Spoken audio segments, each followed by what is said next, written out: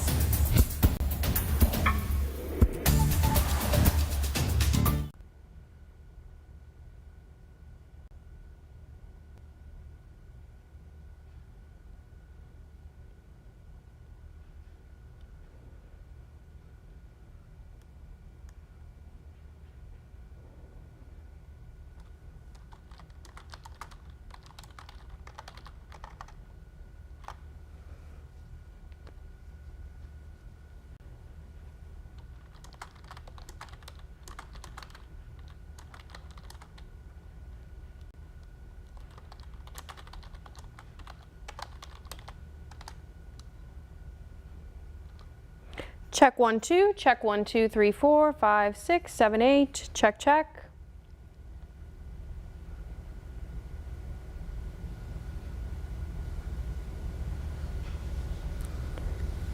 Check 1, 2, check 1, 2, 4, 5, 6, 7, 8, check, check.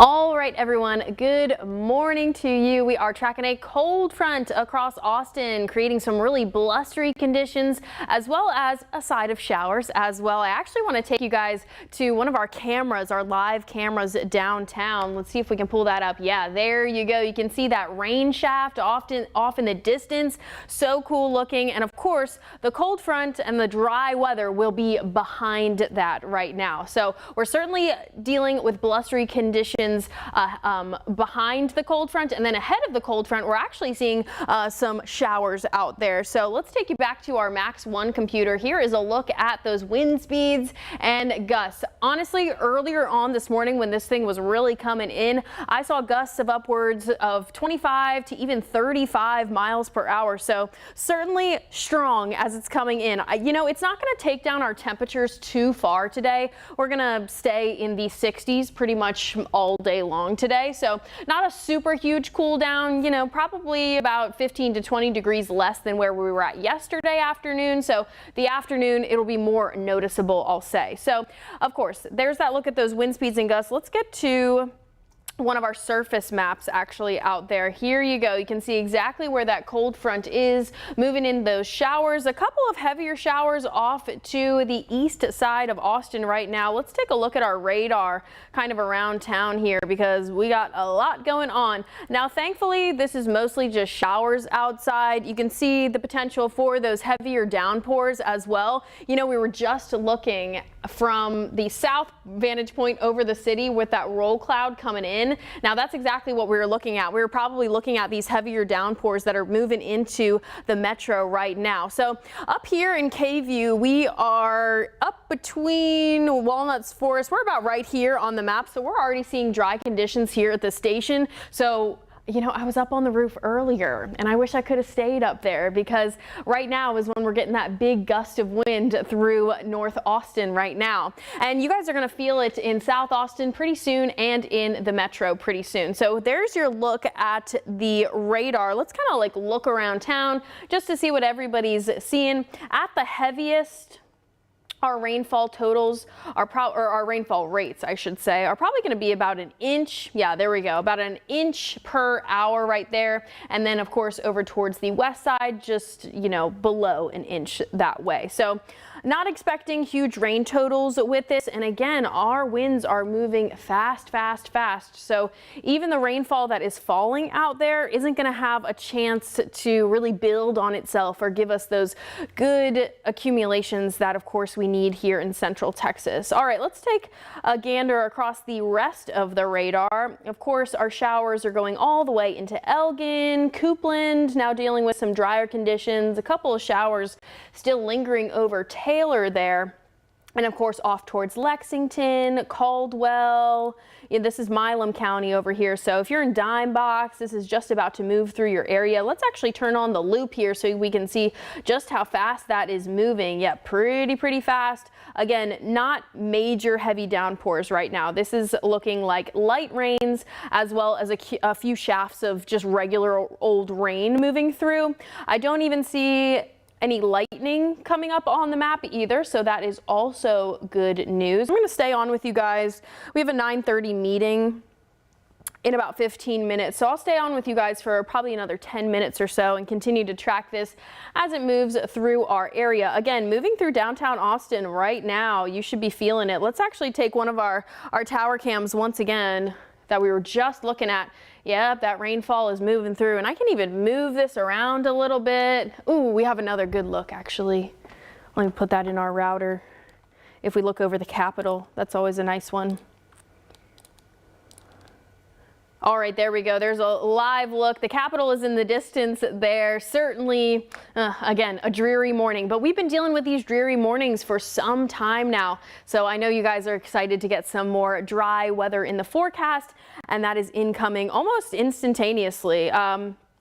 Because right after this front moves through, we're going to see those conditions really dry out for this afternoon. Actually, let's move through the forecast just really quickly so you guys know what we're expecting for the rest of this afternoon, because this rain is moving through super quick. This is all going to be over and done with by 12 p.m. and then we're just left with those clearing conditions. Quite a breezy afternoon out there. So here's a live look right now of what our high resolution models are kind of picking up on. Of course, moving through the region right now as we shift into, I think this is 12 o'clock here. All of that rain is going to be gone and away from us, and you can see that northerly wind bringing in a lot of cold air to us. So usually this time in the afternoon we're starting to warm temperatures up because we've got a lot of sunshine.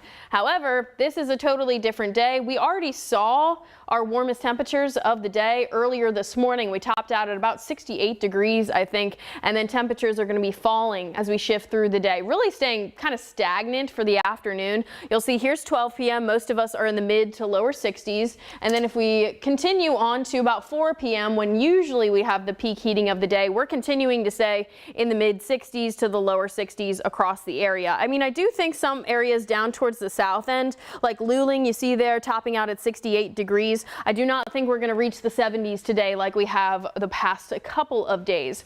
So moving forward into the forecast, of course, with our high pressure settling in, it is going to be a cold wake up tomorrow. Here is a look at those future rain and clouds. Obviously no rain, no clouds, just dry conditions and cold conditions. All right, so I'm starting to see some stuff pick up back on our camera here. Not this camera. Oh yeah, you can see our Moody Tower camera really shifting around, but I actually want to go back to our downtown camera looking from the Zach Theater. That one is really interesting. All right, I got to get it up. Oh yeah, you can see just how blustery those conditions are, shaking the camera around, and of course we've got sunshine on the other side. We'd love to see that. Of course, if you're headed out and about, I know the roads have been kind of an issue this morning just because we were still dealing with those muggy conditions for a little while. So those are starting to clear out. We did have a dense fog advisory out to the east of us too. I want to take a check on those visibilities outside because the visibilities are now going to be falling because of the rain, not because of the fog.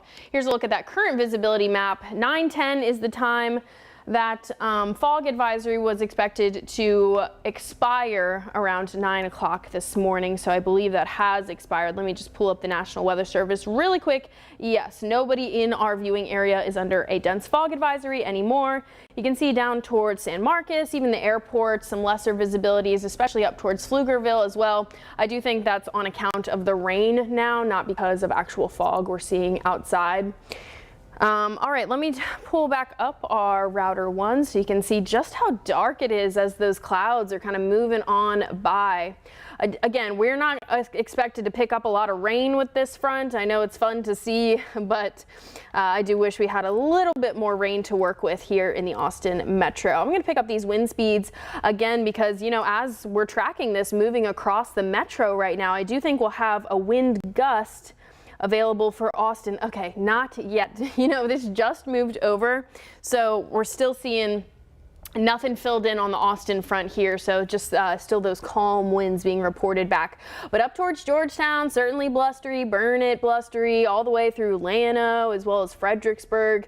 Be expecting those windy conditions as we head through the rest of this afternoon. Let's take a look at the rest of the afternoon because, again, all of this rain and showers are going to be moving on from the Austin region as of 12 p.m.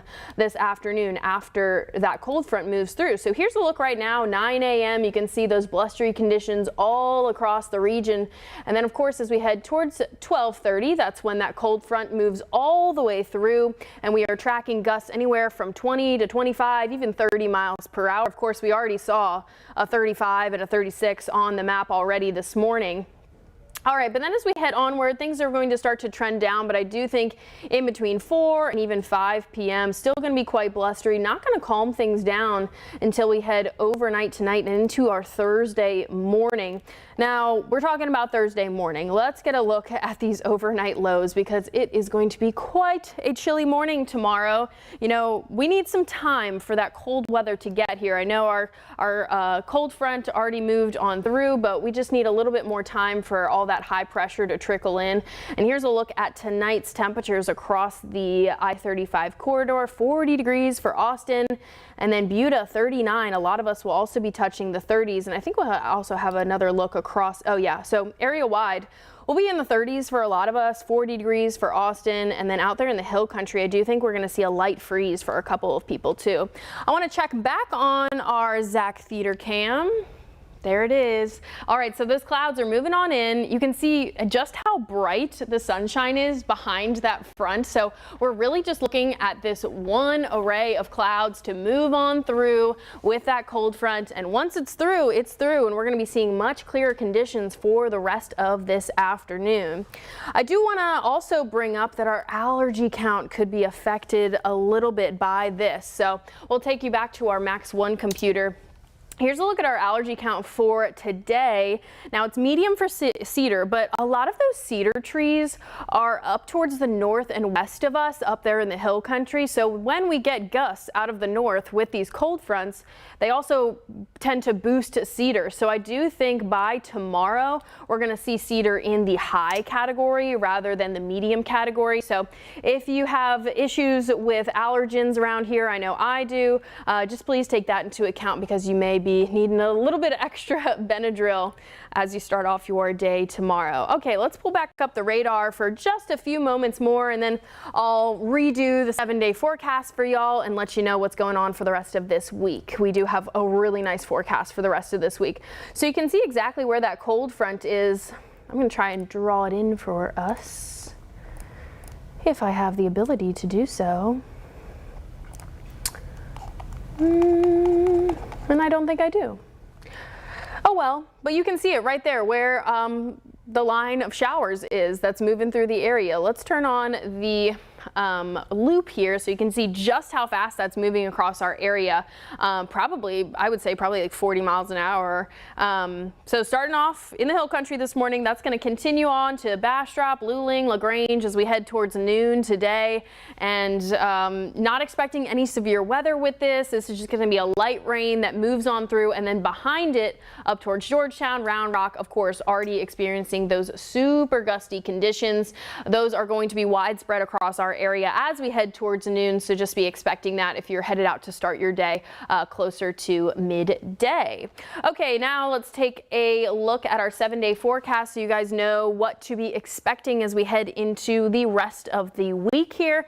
It's going to be a really nice forecast. Like I said, we are cooling things down, especially for our Thursday morning. Here's a look out here. Let's take cam 4 so you guys, I can explain this for you guys. All right, we've got high pressure settling in for the rest of the afternoon. This is going to take rain chances down to about a 10% chance as of now. I think most of us have already seen our rainfall, maybe about a 20% chance for you areas down towards the south and east. For Thursday and Friday, expect some real chilly mornings, clear skies expected by the afternoon, topping out in the mid 60s out there.